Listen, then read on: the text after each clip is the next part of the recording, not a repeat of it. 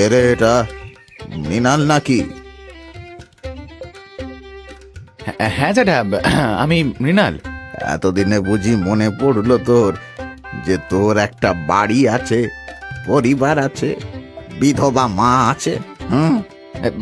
না আসলে জ্যাঠা, মানে মনে সবই ছিল, কিন্তু ওই কাজের চাপে পড়ে আর আসা হয় না।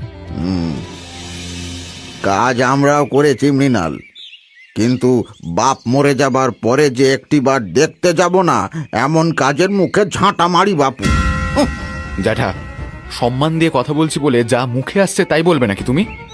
আমি কি করব না করব না তা কি আপনি ঠিক করে দেবেন? না বাপু, তুমি এখন শিক্ষিত হয়েছ, শহরে চাকরি করছো, তোমাকে ঠিক করে দেবার আমরা কে বলো? কিন্তু একটা কথা মনে রেখো খোকা, বাপ তার বাপকেও ছাড়ে না। এত বড় সাহস, বুড়ো হবরা শালা! আমি কি তোমার কাছে জ্ঞান চেয়েছি? হ্যাঁ, খেয়ে দিয়ে কাজ নেই, লেকচার দিচ্ছে এখন। এই জন্যই তো এই গেঁয়ো জায়গায় আসতে নেই। যত সব থার্ড ক্লাস লোকজন। দুদিনের ছোকরা তার ব্যবহার দেখো। ছি ছি ছি ছি ছি ছি, বলে না পিপিলিকার পাখা গজায় মরিবার তরে, ওই অবস্থাই হয়েছে। আজকে প্রায় 4 বছর পরে মৃণাল তার গ্রামে ফিরেছে। গ্রামের লোকেরা তাকে দেখে যেমন অবাক তেমনি বিরক্ত। শহরে পড়াশোনা করতে গিয়ে সে সেখানের রঙিন মোড়কে সে তার জীবনকে এতটাই বদলে ফেলেছিল যে এই গ্রামের প্রতি তার যেন বিতৃষ্ণা জন্মে গিয়েছিল। তাই তো প্রায় 2 বছর আগে মৃণালের বাবা যখন অসুস্থ হয়ে মৃত্যুশয্যায়, তার দাদা কমল আর তার মা যে কতবার তাকে একটিবার আসার জন্য চিঠি দিয়েছিল তার হিসেব নেই, কিন্তু মৃণাল আসেনি। এমনকি তার বাবা যখন মারা যায় তখনও সে নাকি ভারী ব্যস্ত ছিল। সে যখন বাড়িতে ঢুকলো তখন তার মা ছুটে এসে তাকে জড়িয়ে ধরে বলল, তুই এলি ছোট খোকা, তোর বাবা যে চলে গেল রে। একটিবার তোকে দেখার জন্য কত আশা করেছিল বাবা। উফ, আরে এত মরা কান্না করার কি আছে মা? বাবার বয়স হয়েছিল তাই মারা গেছে, এ তো স্বাভাবিক ব্যাপার। ছোট খোকা, অমন করে বলিস না, ও যে তোর বাবা ছিল রে। হ্যাঁ মা, জানি বাবা ছিল। উফ, তোমাদের এই ড্রামা না সত্যি যেন বাড়াবাড়ি। এই জন্য এসব গ্রাম এত পিছিয়ে রয়েছে। সাদে কি আর এখানে আসতে চাই না? যাই হোক, কিছু খেতে দেবে? বড্ড খিদে পেয়েছে। আয় ছোট খোকা, আয় ঘরে চল, আমি তোকে বাতাসার মুড়ি দিই। এই রোদে গরমে এলি, আয়। বাতাসা মুড়ি? আচ্ছা তাই দাও।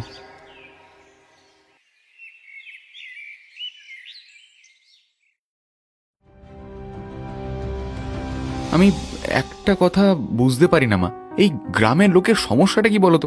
আমি গ্রামে ঢুকতেই মিত্তির বাড়ির ওই বুড়ো লোকটাই, কি যেন নাম, হ্যাঁ শীতল জ্যাঠা, আমায় একগুচ্ছ কথা শোনালো। ইচ্ছে করছিল। অমন করে বলিস না ছোট খোকা, ওরা সকলেই সব দেখেছে। তোর বাবা মারা গেছে 2 বছর, তার মধ্যে তুই একটিবারও এলি না। ওদের আর কি দোষ? দেখো মা, এসব ফালতু ইমোশনের জন্য না আমার কাছে কোনো সময় নেই। আমার অনেক বড় উচ্চাকাঙ্ক্ষা রয়েছে। আমাকে অনেক অনেক বড় লোক হতে হবে, আর তাই জন্য দরকার টাকা, অনেক টাকা। সেই জন্যই তো আশা। ভাই তুই এতদিন পরে তুই ভালো আছিস তো? দারুণ আছি, কিন্তু তুই এই মাটি মেখে কোথা থেকে ফিরলি? হ্যাঁ, ও খেতে চাষ করতে গেছিলি? হ্যাঁ, তা বেশ। কি আর করবো বল, তুই সব ছেড়ে ছুড়ে শহর চলে গেলি, এদিকে বাবার জমি, তাতে চাষ না করলে যে অনুর্বর হয়ে পড়বে রে। সে যাই হোক, বুঝলে মা, যেই কারণে আমার এখানে আসা, আমার কিছু টাকার দরকার। হ্যালো বন্ধুরা, আজ আমি পিএসজি এবং সিরিয়া এর অফিসিয়াল পার্টনার 1x নামক একটি অ্যাপ্লিকেশন সম্পর্কে কথা বলতে চাই, যেখানে আপনি cricket, football, tennis live match দেখে তাদের স্কোর ভবিষ্যৎবাণী করে সহজেই অর্থ উপার্জন করতে পারবেন এবং আইফোন, ল্যাপটপ এবং নগদ পুরস্কার জেতার সুযোগ পাবেন। এই অ্যাপে আপনি অনেক গেম পাবেন, যেমন crash, crystal, under and over 21 এবং আরো আকর্ষণীয় গেম খেলে আপনি সহজেই আয় করতে পারবেন। রেজিস্টার করার সময় আমার প্রোমো কোড TWITOO ব্যবহার করে প্রথমবার জমাতে 24,000 টাকা পর্যন্ত পান। আপনি বিকাশ, ব্যাংক, পেটিএম, ক্রিপ্টো, পেপাল এবং অন্যান্য সহজ পদ্ধতির মাধ্যমে সহজেই আপনার জয়ের অর্থ উত্তোলন করতে পারবেন। এখানে আপনি 24/7 গ্রাহক সহায়তা পাবেন। তাহলে আর দেরি কিসের? পিন করা মন্তব্যের লিংক ব্যবহার করে আপনার প্রথম সুরক্ষা বাজি ধরুন, অথবা গুগলে যান এবং 1x ট্রাই করুন। আমার প্রোমো কোড TWITOO ব্যবহার করুন, গেম খেলুন এবং নগদ পুরস্কার জিতুন। কি বলছিস ছোট খোকা? তোকে পড়ালেখা শেখানোর জন্য তোর বাবা আমাদের বেশিরভাগ জমি তো বিক্রি করে দিয়েছে। এখন যেইটুকু জমি রয়েছে তাতে চাষবাস করে আমাদের সংসার চলছে। হ্যাঁ, পড়াশোনা শেখানোর জন্য বাবা টাকা খরচ করেছে ঠিকই, কিন্তু তাতে খোঁটা দেওয়ার কি আছে মা? ওটা তো সব বাবা মায়েরাই করে। আর এসব শুনে আমার কোনো লাভ নেই, আমার টাকার দরকার। কিন্তু ভাই, আমরাই বা কোথা থেকে টাকা পাবো বলতো? কেন, গ্রামের শেষ প্রান্তে আমাদের সেই পুরনো বাড়িটা রয়েছে, সেটাকে আর কতদিন ওইভাবে ফেলে রাখবে? ওটাকেই তো বিক্রি করে। না ছোট খোকা না, তুই যে কি বলছিস আমি কিছুই বুঝতে পারছি না। ওই বাড়ি যে অভিশপ্ত বাড়ি, না না, ওই বাড়ি বিক্রি করা যাবে না। এই হলো তোমাদের মতন অশিক্ষিতদের দোষ, জানো তো? ওইসব অভিশাপ টভিশাপ বলে কিচ্ছু হয় না, এগুলো কুসংস্কার। শোনো, অত বড় বাড়িটা পড়ে পড়ে সাপখোপের বাসা হবে এই আমি সহ্য করতে পারবো না। ব্যাস, ওই বাড়ি আমি বেচবো। অমন কাজ করিস না ভাই, অমন কাজ করিস না। যদি ওই বাড়িটা ভালো হতো তাহলে কি আমরা এখানে এইভাবে কষ্টে থাকতাম বলতো? তোরা যদি ওই বাড়ি আমাকে বেচতে না দিস, আমি কিন্তু চাষের জমি বেচে দেবো বলে দিলাম। তাই দে, তাই দে, তাই দে। তুই বরং চাষের জমি বেচে নিজের অংশ নিয়ে নে, কিন্তু ওই বাড়িতে হাত দিস না। খুব চালাক না? আমি চাষের জমি বেচে মাত্র কিছু টাকা নিয়ে চলে যাব, আর তুই ওই বাড়ি জমি সব নিয়ে রাজা হয়ে বসবি। হ্যাঁ, ওটা হচ্ছে না। আমাকে বোকা বানাতে তুমি পারবে না বাবা। ছোট খোকা, এতদিন পরে আজকে বাড়িতে ফিরলি, আর ফিরে এই জমি সম্পত্তি এইসব নিয়ে তুই অশান্তি করছিস? তোর লজ্জা করে না? দেখো মা, এসব বলে আমাকে ঠকিয়ে সবকিছু বড় ছেলেকে দিয়ে দেবে, তাই তো? কখনো নয়। ওই বাড়ি আমি বিক্রি করেই সেই টাকা নিয়েই শহরে চলে যাব। এই গন্ডগ্রামে আর কোনোদিন ফিরবো না। এই বলেই মৃণাল হম্বিতম্বি করে বেরিয়ে গেল। তার মা আর তার দাদা যেন হতবাক হয়ে তাকিয়ে রইল। বাড়ি থেকে বেরোতেই মৃণাল একবার গিয়ে ঢুকলো গ্রামের শেষ প্রান্তে তাদের বাড়িটায়। বাড়ির চারদিকে আগাছার জঙ্গল,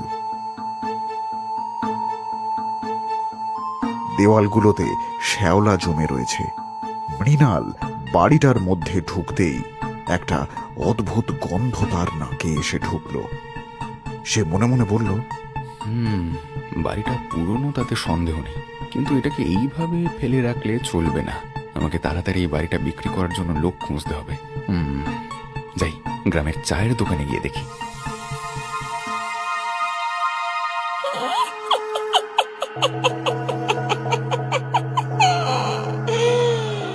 এসেছে, এবার সময় এসেছে।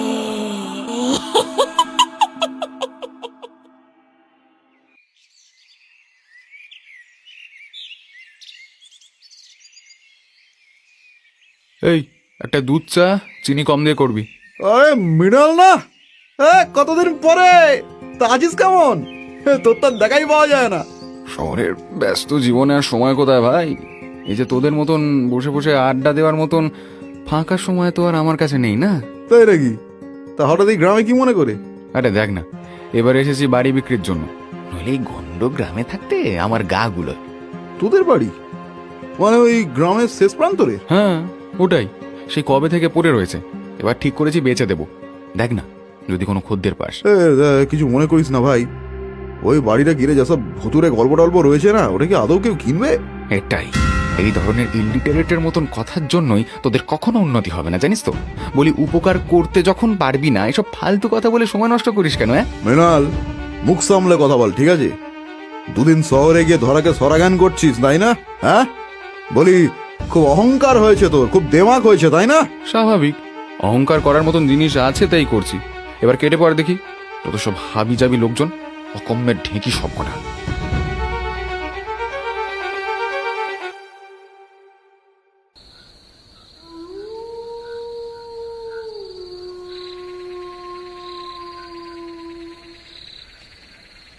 এই এই, আরে তোর খুব টাকার দরকার, তাই না? হ্যাঁ, অনেক অনেক টাকা চাই তোর। হ্যাঁ, কে? হ্যাঁ হ্যাঁ, কে কে কে? এই, কে তুমি? আমাকে তুই চিনবি না? আরে, এটা তো সেই বুড়িটা যে সেই কত বছর ধরে এখানে রয়েছে তার ঠিক নেই। পাগলি বুড়ি কোথাকার। হেই, ভাগ এখান থেকে। হাট, হাট। এসেছে, এবার ওর যাবার পালা এসেছে। তুমি এই বাড়িটা বিক্রি করবে? কিন্তু আপনি কি করে জানলেন? চায়ের দোকানে দাঁড়িয়ে তুমি বাড়ি বিক্রির কথা বলছিলে, তখনই শুনেছি। তা আমাকে দেবে বাড়িটা? কিন্তু আপনি তো সাধু, এই পুরনো বাড়ি নিয়ে আপনি কি করবেন শুনি? আসলে এই স্থান, এই বাড়ি আমার সাধনার জন্য বিশেষ উপযুক্ত, তাই আমি এই বাড়িটা নিতে চাই। নিতে চাই বললেই তো আর হলো না। ভাবছেন সাধু বলে আমি বিনি পয়সায় বাড়িটা দিয়ে দেব? আজ্ঞে না, আমি এই বাড়িটা বিক্রি করতে চাই, আর যেই দাম ঠিক করেছি তার থেকে একটা টাকাও কম দেবো না বলে দিচ্ছি। টাকার বদলে এটা দিলে হবে না। এই বলেই সাধু তার থলি থেকে এক তাল সোনা বের করলো। সোনার তাল দেখে মৃণালের তখন যেন চোখ চকচক করছে। সে যেন নিজের চোখকে বিশ্বাস করতে পারছিল না। একবার চোখটা রোগড়ে নিয়ে সে বলে উঠল, এই সোনা, এই সোনা। কম মনে হচ্ছে কি বাছা?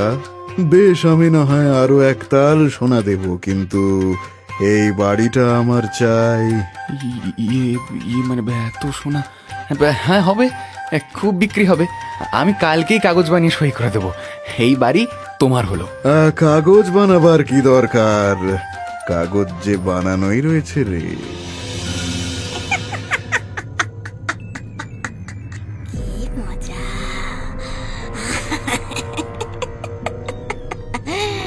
কি মজা! এতদিনে শেষ হলো আমার সাজা। কাগজ বানানো রয়েছে মানে? কখন বানানো হলো? আরে তুমি চায়ের দোকানে যে ছেলেটির কাছে বাড়ি বিক্রির কথা বলছিলে, সেই তো আমাকে তোমার কথা বলল। শুধু তাই নয়, তোমার মায়ের কাছ থেকে এই কাগজ মানে এই বাড়ির দলিলটা এনে দিয়েছে। তাই? মা এত সহজে দলিল দিয়ে দিল? যাকে দিয়েছে যখন তখন আর চাপ কিসে? এই ভাঙাচোরা বাড়ির বদলে আগে সোনা পেলাম, আর কি চাই? সাধু বাবা তার থলি থেকে দলিলটা বের করে মৃণালের দিকে এগিয়ে দিতেই সে দেখল সেই কাগজের মধ্যে রক্তের ছাপ লেগে রয়েছে, আর সেখানে একটা নাম লেখা রয়েছে, পদ্মা রানী হালদার। মৃণাল অবাক হয়ে সেই লেখাটা পড়ার চেষ্টা করছিল। তখনই সাধু বাবা গুরুগম্ভীর স্বরে বলল, এই নাও, এই নামটা কেটে এর জায়গায় নিজের নামটা লিখে দাও বাবা। কিন্তু তারপরে এই বাড়ি আমার হবে, আর এই সোনা তোমার। নাও নাও নাও নাও নাও নাও। মৃণাল যেন কিছুটা মন্ত্রমুগ্ধের মতন সেই নামটা কেটে নিজের নাম লিখে কাগজটা সাধুর হাতে ফেরত দিয়ে দিল। তার সাথে কি হলো বা কেন হলো এই সব বিষয়ে তার মনে কোনো কৌতূহল সৃষ্টি হলো না। অন্যদিকে সেই বুড়ির যেন আনন্দের সীমা নেই। সে ধেই ধেই করে নাচছে। সাধু সেই কাগজটা থলিতে ভরে চলে যেতে উদ্যত হতেই মৃণালের যেন সম্বিত ফিরল। সে ডেকে বলল, সাধু বাবা, দাঁড়ান না, যদি কিছু মনে না করেন তাহলে একটা প্রশ্ন জিজ্ঞেস করব। বল বাছা, কি জিজ্ঞেস করতে চাস? আসলে আপনি তো সাধু মানুষ, কিন্তু তাহলে এত সোনা আপনার কাছে এলো কি করে? মানে এগুলো তো ধনী ব্যক্তিদের কাছে থাকে। আমাদের কাছে এগুলো বাম হাতের খেলা রে বাছা। আমি সেই যোগী মন্ত্রের দ্বারা সিদ্ধ, তাই এই সব আমার কাছে তুচ্ছ। দেখবি, মজা দেখবি নাকি? হ্যাঁ, রেং রেং ছট, করে করে ফটফট স্বাহা, রেং রেং কাট। এ কি করে সম্ভব? এ যে অসম্ভব, এই যে ভেলকিবাজি। বাবা বাবা, এই বিদ্যা আমাকেও শেখান বাবা। আমি আমি কথা দিচ্ছি, সম্পূর্ণ একাগ্রতার সাথে শিখবো আমি। এ বিদ্যা এত সহজলভ্য নয় রে। এর জন্য অনেক মানসিক শক্তি দরকার। দরকার ভয়কে জয় করার। সেসব করতে পারবি তুই? হ্যাঁ, পারবো পারবো বাবা, খুব পারবো। বিদ্যা শিখে গেলে এই দুনিয়া আমার পায়ের নিচে থাকবে। যখন ইচ্ছে আমি সোনা বানিয়ে নিতে পারবো। কেউ কেউ আমাকে আটকাতে পারবে না। আমি হব সবচেয়ে শক্তিশালী আর ক্ষমতাবান ব্যক্তি। কিন্তু এর পথ যে অনেক কঠিন বাবা। এই বিদ্যা লাভের দুটো পথ রয়েছে। এক পথে 7 বছর তোকে চলতে হবে, কঠিন অধ্যাবসায় করতে হবে, তবে সিদ্ধি লাভ সম্ভব। কি 7 বছর? এ তো দীর্ঘ সময় বাবা। এর চেয়ে সহজ কিছু নেই? সহজ বলে এই পথে কিছুই নেই বাছা। সময় কম বলে সেই পথ অধিক কঠিন। তুই 7 দিনে ওই সিদ্ধি লাভ করতে পারিস, কিন্তু তার উপায় ভয়ঙ্কর কঠিন। তুই পারবি? হ্যাঁ বাবা, নিশ্চয়ই পারবো। আপনি আপনি কেবল আদেশ দিন। বেশ, আগামীকাল কৃষ্ণপক্ষের ঘোর অমাবস্যা তিথি। সেই দিন থেকে 7 দিন পর্যন্ত তোকে ব্রহ্মচর্য পালন করতে হবে। তুই 7টা বাদুড় জোগাড় করে কাল রাতে 1 প্রহরে এই বাড়ির সামনে এসে দাঁড়িয়ে থাকবি। বাকি সরঞ্জাম আমি আনবো। বাদুর? আচ্ছা ঠিক আছে বাবা, আপনি যেমন বলবেন। যা করবি এখন থেকেই ভেবে করবি। একবার শুরু হলে তোর কিন্তু এর ফেরার পথ থাকবে না। সাধু বাবা চলে গেলেন। মৃণাল যেন কিছুক্ষণ দ্বিধাগ্রস্ত হয়ে দাঁড়িয়ে রইল। তারপরেই হাতে ধরা সোনার তালগুলোর ঠান্ডা অনুভূতি পেতেই সব দ্বিধা, সব প্রশ্ন, সব ভয় মন থেকে মুছে গেল। রয়ে গেল লোভ। পরদিন মৃণাল বনে বাদারে ঘুরে 7টি বাদুড় ধরে সেগুলোকে খাঁচায় পুড়ে রাত 1টার সময় বাড়িটার সামনে এসে দাঁড়ালো। কিন্তু দাঁড়াতেই যেন চমকে উঠল। সেই বুড়ি অন্ধকারের মধ্য থেকে বেরিয়ে এসে বলল, কিরে, এসেছিস? তুই ঠিক এসেছিস। আমি জানতাম তুই আসবি। বেশ করেছিস, এবারে তো তোর পালা রে।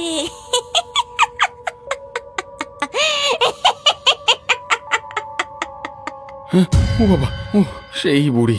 এই এই দূর হ বলছি। বাবা ভয় পাইয়ে দিয়েছিল পুরো। এত অল্পে ভয় পেলে হবে নাকি মৃণাল? এখনো যে দীর্ঘ পথ বাকি। আয় ভেতরে আয়। সে তার পিছনে পিছনে তাদের সেই ভাঙা বাড়িতে গিয়ে ঢুকলো।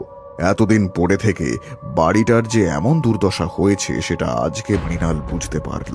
সাধু বাবার সাথে সাথে একটা নির্দিষ্ট ঘরে ঢুকতেই সে চমকে উঠে দেখল ঘরের মধ্যে থেকে পচা গন্ধ আসছে। চতুর্দিকে পড়ে রয়েছে পাখির পালক, নাড়ি ভুড়ি আবর্জনা। গন্ধে গা গুলিয়ে উঠল মৃণালের। এটা এটা কি অবস্থা বাবা? এই গন্ধ আমি যে সহ্য করতে পারছি না।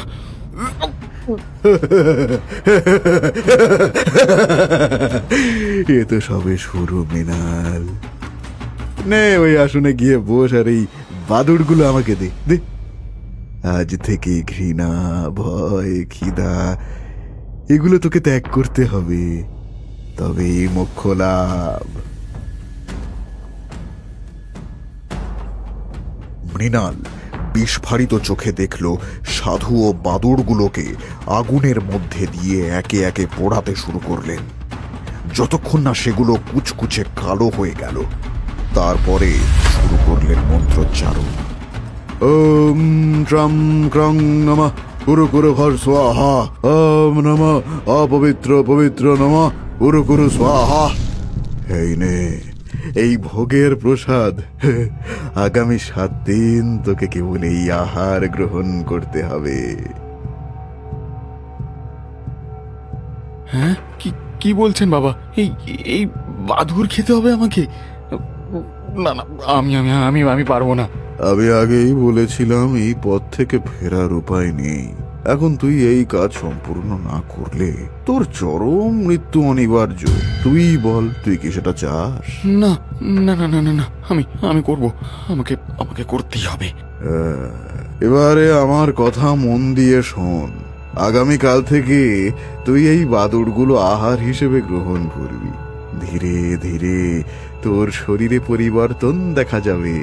এরপরে যেদিন এই বাদুড়গুলো হঠাৎ করে প্রাণ ফিরেবে, তোর মাথার উপরে বনবন করে ঘুরতে শুরু করবে, সেদিন বুঝবি তোর সাধনা সম্পূর্ণ হয়েছে। কিন্তু খবরদার, এই বাদুড়ের সাথে যেই শুকনো ফুল পাতাগুলো রয়েছে সেগুলিকে এমন কোনো স্থানে ফেলবি যাতে কেউ দেখতে না পায়। সবই তো বুঝলাম বাবা, কিন্তু যদি কখনো কোনো জিজ্ঞাসা থাকে আপনাকে জিজ্ঞেস করবো কি করে? করতে পারবি না, কারণ আজকেই তোর সাথে আমার শেষ দেখা। তোর মনোবাঞ্ছা পূরণ হোক, আমি আসি। সাধু চলে গেলেন। মৃণাল প্রথমে হতবুদ্ধির মতন বসে থাকলেও ধীরে ধীরে উঠে সেই পাত্র নিয়ে বেরিয়ে পড়ল। কিন্তু তারপরেই ভাবল এই কাজ সে বাড়িতে করতে পারবে না। তাছাড়া এই ফুল আর পাতা মায়ের দৃষ্টির অলক্ষ্যে কেমন করেই বা ফেলবে। তার চেয়ে 7 দিন যদি সে এই বাড়িতেই থেকে এই কাজ সম্পূর্ণ করে তাহলে কেমন হয়।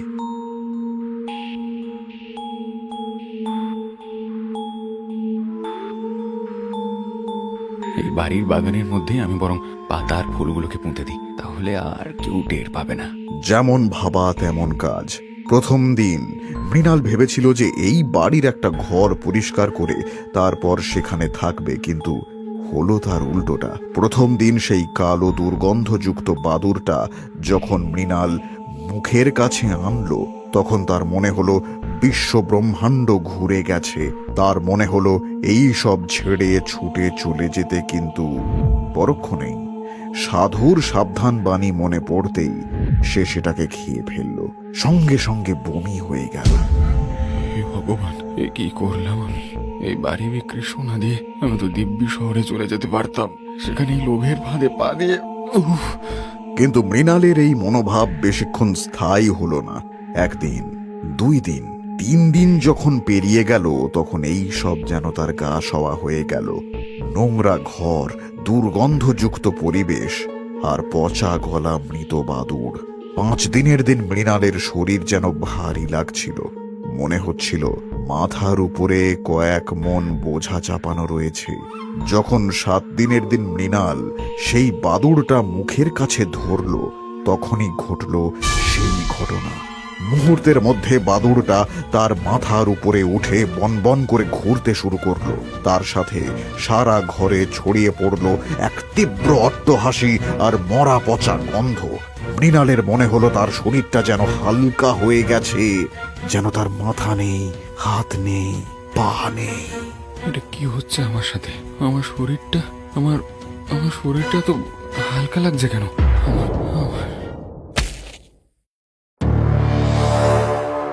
দেখুন না বাবা মশাই, এই কদিন ধরে আমার ছোট খোকাকে খুঁজে বেড়াচ্ছি, কিন্তু তাকে দেখতেই পাচ্ছি না।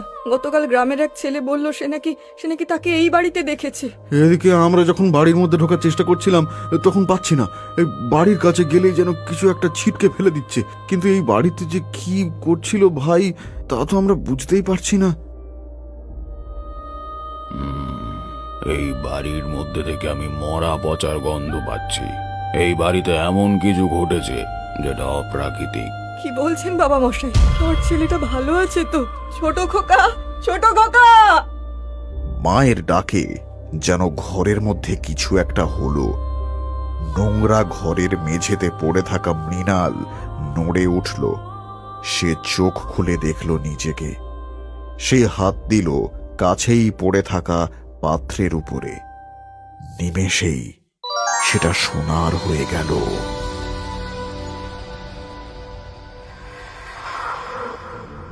হ্যাঁ, সোনা।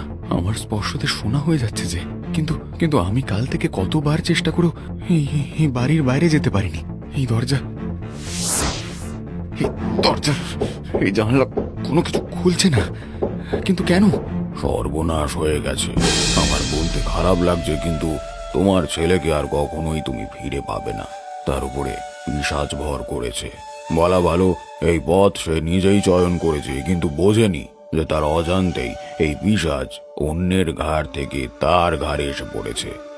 এসব কি কি বলছেন কি আপনি? হ্যাঁ, কি বলছেন? আমরা যে কিছুই বুঝতে পারছি না।